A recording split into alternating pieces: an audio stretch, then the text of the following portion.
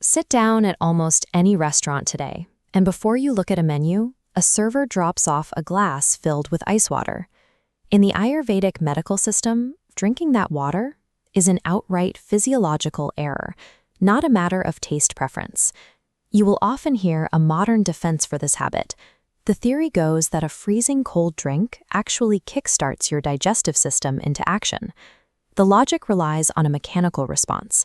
The sudden drop in temperature is thought to shock the stomach muscles, forcing them to contract, tighten up, and work harder to process your food. But treating the stomach like a sleepy muscle that needs an ice bath misrepresents how the body extracts energy from a meal. Ayurveda approaches the human body through a different lens. At the center of its digestive framework is a concept called agni, defined as the body's internal digestive fire. Instead of viewing digestion as a mechanical churning process, Ayurveda modeled it as a literal thermal process. To break down nutrients, the body requires consistent, uninterrupted heat. This diagram contrasts the philosophies. The left shows the mechanical stomach model, the right, the Ayurvedic flame. Modern models claim cold rapidly tightens the organ, but in Ayurvedic reality, cold water suppresses heat, causing the flame to dim and shrink. When you dampen your agni like this, the food sitting in your stomach remains unprocessed. Without sufficient heat, what should have been easily digestible fuel turns into toxic stagnation. Drinking ice water with your meal does not kickstart your system.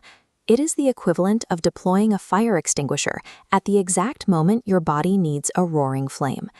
This thermal approach to digestion is explicitly mapped out in the Charaka Samhita, one of the foundational texts of classical Ayurvedic medicine. The physicians who authored this text documented the temperature of your drinking water as a targeted medical rule, rather than a casual dietary suggestion. Their prescribed default standard is a protocol called ushnodaka, the practice of drinking exclusively warm water around mealtimes. To support this, water was traditionally stored and served in specific vessels, like a copper loda, to maintain the proper elemental balance and optimal temperature. When you drink ushnodaka, the warm water acts as a supportive solvent. It maintains your internal core temperature and provides the ideal environment to break down heavy proteins and fats. The texts do mention cold water, but only as a rare, specific clinical remedy. It is prescribed exclusively to treat intense hyperheat, or pitta, conditions, never as a daily lunchtime habit.